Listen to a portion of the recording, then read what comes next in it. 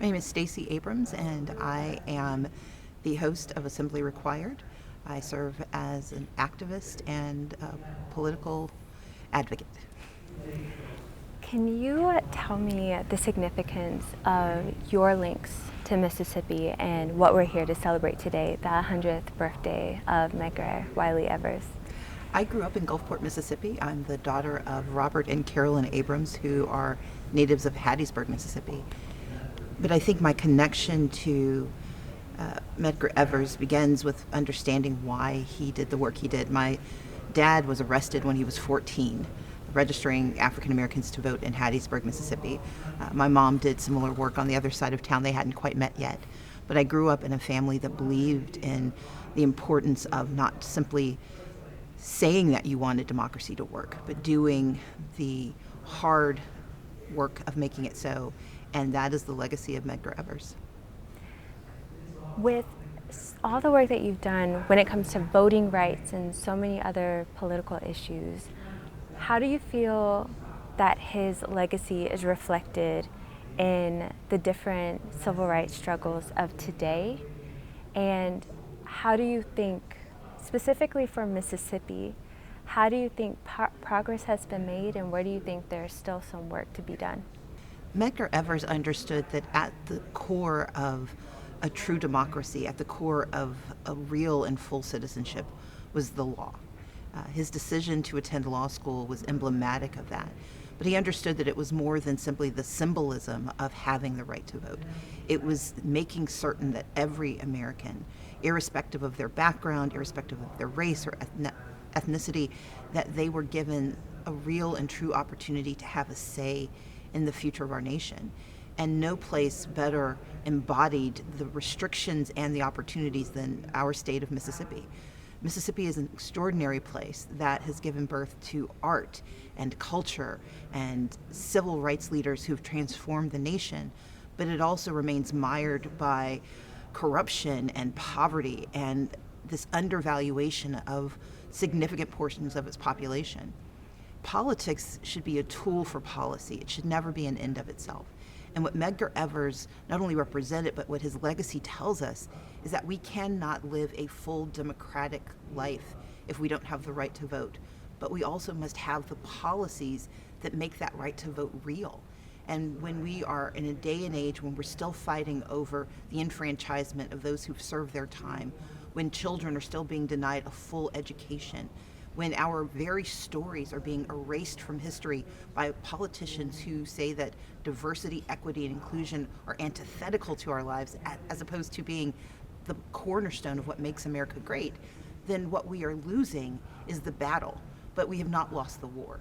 And I think this celebration of Medgar Evers is so important, so timely, because in this 100th year, what we are remembering is what he fought for, what he believed in, and what can still be made real. And what that is that we can each recommit ourselves to the work of democracy, to the work of full citizenship, to protecting others, even if our own rights are secure. Because what he did, what he sacrificed his life for, was not an ideal, but the idea of doing right. And he was willing to do right regardless of the cost, and we must be willing to do the same. I'm also really curious about where you feel grassroots organizing is going or where it should go. There's been a lot of protests in LA. There were protests here in Mississippi. Maybe they came up a bit differently.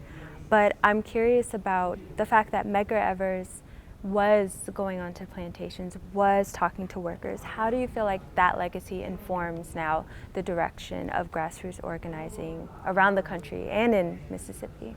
We live in a political moment where democracy is not simply under threat, it is under aggressive and sustained attack.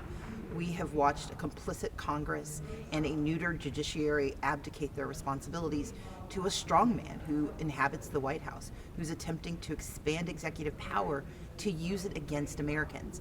And that was no more visible than the recent assaults in Los Angeles when the National Guard was called out not to protect protesters, but to arrest them. When the Marines were called out not to defend our Constitution, but some would argue an abrogation of that Constitution.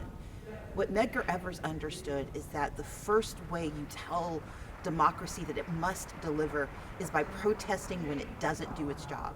The very first amendment to our Constitution guarantees the right not only to freedom of speech, but freedom of assembly. That's the nature of protest. So whether those protests are in Los Angeles or in Gulfport, if those protests are in Idaho or Indiana, it is the responsibility of Americans to speak up and to hold our nation to account. The necessity of redress, of the ability to say to our government, you are not doing your job, is the most foundational and fundamental obligation of a citizen. And what Medgar Evers understood when he went onto those plantations, when he moved into those spaces, was that grassroots organizing is not simply about talking to those at the bottom, it's about talking to those at the root. Because democracy grows upward. It is not a top-down enterprise. It is bottom-up. And you cannot sustain, defend, and expand democracy if you're not talking to the very people who worry if it works or not. And so going to the places, going to the prisons and the plantations, going into community and saying you have the right to be heard is the most important work we can do if we want to sustain democracy. Because ultimately it's about how do people have lived existences that are worthy of their time on this earth, and Medgar Evers wanted to make that real.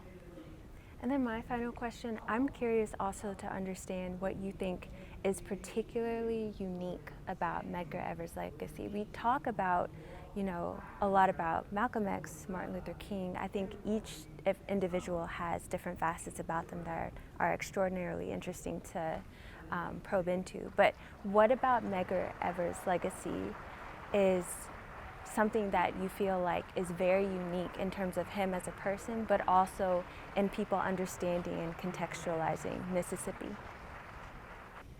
Medgar Evers has a story that is universal and yet incredibly unique. A product of Mississippi, he was in the armed forces, so he fought to defend a nation that upon his return denied him the very rights he was sent abroad to defend. He attended a law school that told him he wasn't worthy of the learning that our Constitution guaranteed. And he built organizations and he built movements that were quiet but were so important. I think when you look at the 3Ms, if you look at Martin Luther King, at Malcolm X, and at Medgar Evers, there's a distinction in the volume, but not in the importance and the impact. Martin Luther King took his work across the South and around the country, around the world. Malcolm X had a very unique perspective about what was necessary and why. But what we know to be true is that Medgar Evers was always grounded in his lived experiences of being a Mississippian. The joys that come with growing up in a place that is so rich in history and culture and so rife with controversy and with its willingness to deny the full humanity of its citizenship. But what he did and what his legacy tells us is that that fight was not only necessary, it continues. We know that to be true for every civil rights leader, but the celebration of Medgar Evers is the celebration of a man and a belief system that started young and continues to this day.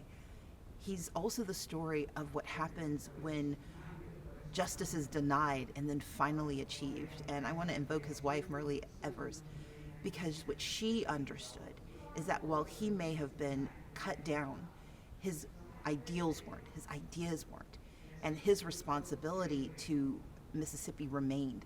And so the legacy of the Medgar Evers family is to remind us every single day that no matter who you are, whether you hold a Nobel Prize or a place in the public imagination, you have a responsibility in the public soul to make it real. And Medgar Evers is, I believe, one of the strongest examples of why that is true.